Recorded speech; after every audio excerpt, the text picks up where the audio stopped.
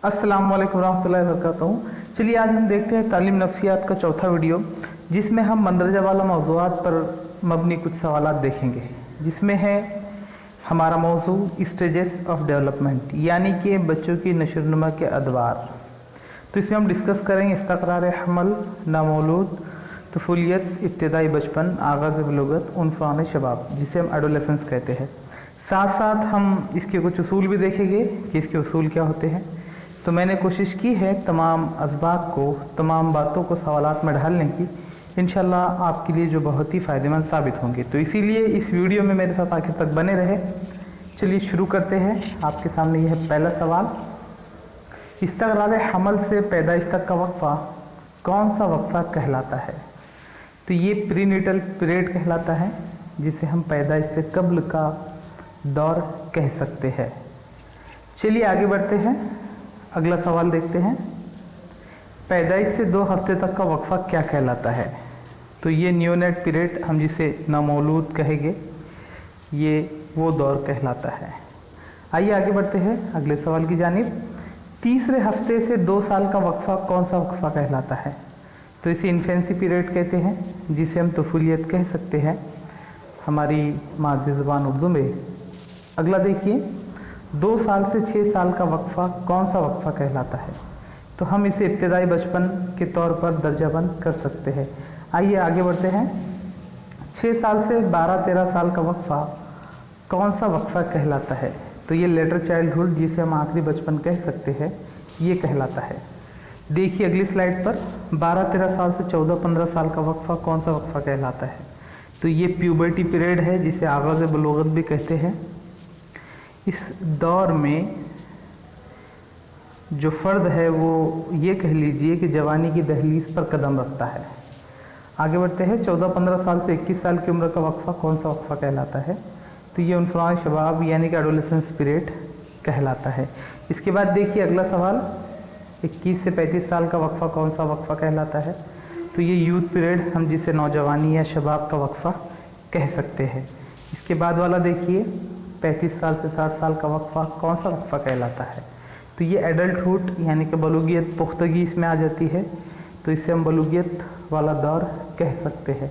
आगे बढ़ते हैं। 60 साल से मौत तक का वक्फ़ा कौन सा वक्फ़ा कहलाता है? तो ये हम इसे बुढ़ापे के ज़िम्रे में दर्जाबंद कर सकते हैं। कुछ बहरे नफ्सियात ने इसे 65 साल तक भी कहा है, लेकिन ये कॉमन चीज़ें मैंने आपको यहाँ बता दी, जो कॉमनली D.Ed के निसाब में भी आपको ये चीज़ें मिल जाएंगी। मैंने कोशिश की है इसके सवालात बनाने की। चलिए आगे देखते हैं। इस्तक़रार हमल का ज़माना कम से कम कितने दिनों पर मुहित होता है? तो 280 दिनों पर इस्तक़रार हमल का जो ज़माना होता है वो मुहित होता है, जिसमें तकरीबन 9 माह और 10 दिन जो है तो बच्चे की पैदाइश से पहले का दौर, जब वो माँ के पेट में होता है, तब का दौर कहलाता है। उसके बाद देखिए अगला सवाल, इस्तक़रार हमल का ज़माना ज़्यादा से ज़्यादा कितने दिनों पर मुहित होता है? पहले हमने कम से कम देखा था, अब हम ज़्यादा से ज़्यादा देख रहे हैं। तो बहुत ही रेयर कंडीशन में, बहुत ही रेयर हालात में ऐसा होता है कि 334 दिनों पर इस्तक़रार हमल का जो ज़माना है वो मुहित हो जाता है। तकरीबन 11 माह और 10 दिन हम इसे कह सकते हैं। चलिए आगे बढ़ते हैं अगले सवाल की जानिब। इस्तक़रार हमल के ज़माने के अदवार इन हिस्सों पर मुश्तमिल है। तो सबसे पहला है बैज़े का दौर, जिसके लिए मैंने लफ्ज़ लिखा फर्टिलाइजेशन पीरियड। तो इसमें क्या होता है, इसमें जब नर और मादा का मिलाप होता है तो उसके बाद जो मादा से खारिज होने वाला ओवम है, उससे नर से खारिज होने वाले स्पर्म से, मनी से वो जाकर मिलता है और उसके ज़रिए ज़ायगोट बनता है। तो इसी दौर को बैज़े का दौर कहते हैं। उसके बाद जिनीनी दौर, जर्मिनल पीरियड। इस दौर में जो बैज़ा है वो एक्टोडर्म, एक तरह की झिल्ली होती है, उस झिल्ली को जाकर वो मादरे रहम में चिपक जाता है और फिर वहाँ से उसकी नशोनुमा शुरू हो जाती है। और सबसे आखिरी वाला जो है वो है दौरे हिवाला, जिसे हम फिटस पीरियड कहते हैं। इस दौर में जो है तो बच्चे के तमाम जिस्म के जो आज़ा है वो बनना शुरू हो जाते हैं। तो चलिए इस पर कौन कौन से सवालात बन सकते हैं, मैंने कोशिश की है बनाने की, देखते हैं। पहला सवाल, बैजे का दौर का दौरानिया कम से कम कितना होता है? तो इसका दौरानिया कम से कम 2 हफ्ते का होता है। अगला सवाल देखिए, जिनीनी दौर या हमल ठहरने का वक्फा माना जाता है।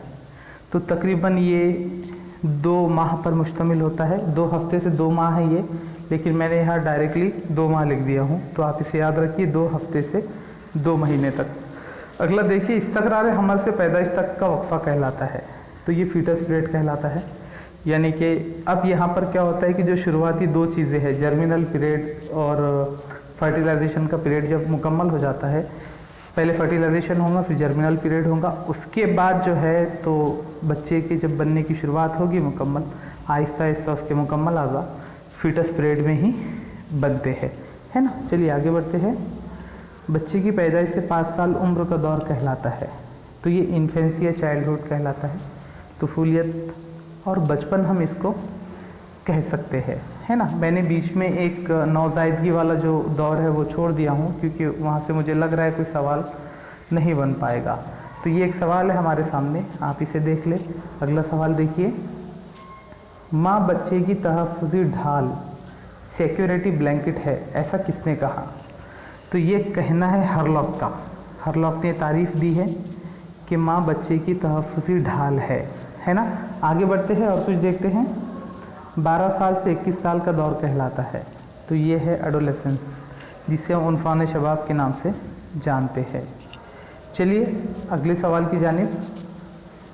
लफ्ज़ एडोलेसेंस किस ज़बान से माखूज़ है?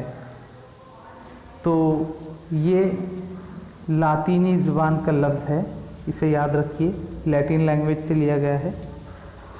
अब इसका रूट वर्ड क्या है देखिए। लफ्ज़ एडोलेसेंस किस लातीनी लफ्ज़ से अखज़ किया गया है? तो ये है एडोलेसेंस नामी जो एक लफ्ज़ है, उससे हमने एडोलेसेंस लिया हुआ है ना। आगे बढ़ते हैं अगले सवाल की जानिब। एक ऐसा वाक़या जिसमें लड़का और लड़की बचपन से जवानी की जानिब मुंतकिल होते हैं और मुंतकिली ज़हनी, हिस्सी, समाजी और जिस्मानी होती है, उनफान शबाब की ये तारीफ़ किसने पेश की? तो जर्सेविज नामी माहिर नफ्सियात है, उनका ये कहना है। चलिए आगे देखते हैं और कुछ सवाल तारीफ़ से जुड़े हुए। उनफान शबाब कोई अलहदा मरहला नहीं है बल्कि नशर-ओ-नुमा का अमल है, ये तारीफ़ किसने पेश किया? तो डोरोथी नामी माहिर नफ्सियात है, जिन्होंने ये कहा है कि उनफान शबाब कोई अलहदा मरहला नहीं है बल्कि नशर-ओ-नुमा का ही एक अमल है। आगे बढ़ते हैं, नशर-ओ-नुमा के उसूल देख लेते हैं, प्रिंसिपल ऑफ डेवलपमेंट। कौन कौन से उसूल होते हैं नशर-ओ-नुमा के, हम वो देखेंगे। सबसे पहला नंबर 1 तसलसल, यानी कि नशर-ओ-नुमा एक मुसलसिल अमल है जो रहम मादर में करार हमल से लेकर मौत तक जारी रहता है। यहाँ मिसालें दी गई है, मसलन जिस्मानी नशर-ओ-नुमा, ज़हनी या वक़ूफ़ी नशर-ओ-नुमा, समाजी नशर-ओ-नुमा या फिर हमारी जज्बाती नशर-ओ-नुमा। तो इसमें एक तसलसल होता है, इंसान अपने माहौल से सीखता है। इंसान उम्र के लिहाज से जो है तो जिस्मानी तब्दीलियों के साथ उसकी ज़हनी या वक़ूफ़ी तरक्की भी होते रहती है। चलिए तरतीब वारियत, सीक्वेंशियलिटी, तमाम जानदार बशमूल इंसान नशर-ओ-नुमा का अमल ख़ास तरतीब में होता है। तो ये आम से ख़ास है, मैं आम लिखना वहाँ भूल गया हूँ। यह मिसाल दी गई है, पेट के बल रेंगना, पहले सामने के दांत निकलना, सहारा लेकर खड़े रहना। नशर-ओ-नुमा सर से पैर की जानिब होती है। ये अमल जिस्म के मरकज़ी महवर से बाहरी हाशियाई होता है ना। नंबर 3 देखिए, और क्या उसूल है? तफरीक, है ना। तो ये सब में मुश्तरक नहीं होता है बल्कि सब में अलग अलग होता है। नशर-ओ-नुमा की रफ्तार हर उम्र और जिन्स में हमेशा यकसा नहीं रहती। जिस्म के आज़ा मुख्तलिफ शरह से नमो पाते हैं। दीगर अज़लात की बानिस्बत इब्तिदाई बलूगियत के दौर में हाथ, पैर, नाक ज़्यादा नमो पाते हैं। ज़हनी सलाहियतें भी मुख्तलिफ अदवार में मुख्तलिफ होती है। लड़कियों में नशर-ओ-नुमा की शरह लड़कों के मुकाबले में तेज़ी से होती है। चलिए सवाल कैसे बन सकता है, देखिए यहाँ पर नशर-ओ-नुमा के उसूल पर सवाल कुछ ऐसे पूछा जा सकता है। नशर-ओ-नुमा के उसूल के मुताबिक गलत जुमला पहचानिए। नंबर 1, नशर-ओ-नुमा में तसलसल पाया जाता है। नंबर 2, नशर-ओ-नुमा तरतीबवार होती है। नंबर 3, नशर-ओ-नुमा ख़ास से आम की जानिब होती है। नंबर 4, नशर-ओ-नुमा में तफरीक पाई जाती है। तो ऑप्शन नंबर 3 देखिए, नशर-ओ-नुमा ख़ास से आम की जानिब होती है, ये जुमला गलत है। चलिए आगे बढ़ते हैं। बचपन की उम्र, चाइल्डहुड वाला दौर, खाली एज दौर कहलाता है। तो ये गैंग एज कहलाता है, याद रखिए। अक्सर इस पे सवाल पूछा जा सकता है आपसे, गैंग एज। अगला सवाल, एडोलेसेंस के दौर को खाली एज दौर भी कहते हैं। तो ये सडन स्टॉर्म पीरियड है, यानी कि जवानी का ये जो दौर है उनफान शबाब, इसमें जो बच्चा फैसले लेता है वो फैसलों पर वो ज़्यादा गौर व ख्याल नहीं करता, बल्कि बगैर कुछ सोचे समझे या फैसले ले लेता है, इसीलिए उसे सडन स्टॉर्म पीरियड कहा जा रहा है।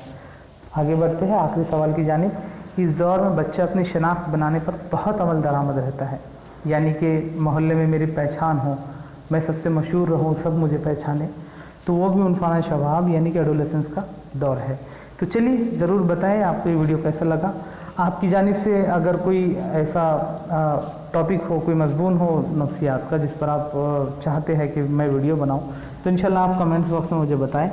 मैं कोशिश करूंगा इसी तरह से तमाम निसाब को सवालों में ढालने की और आप तक पहुंचाने की। तो चलिए दुआ में याद रखिए और इस चैनल को ज़्यादा से ज़्यादा लाइक कीजिए, शेयर कीजिए और सब्सक्राइब भी कीजिए। दूसरों तक पहुंचाने की भी कोशिश करें ताकि सबका फ़ायदा हो। अस्सलाम वालेकुम व रहमतुल्लाहि व बरकातहू।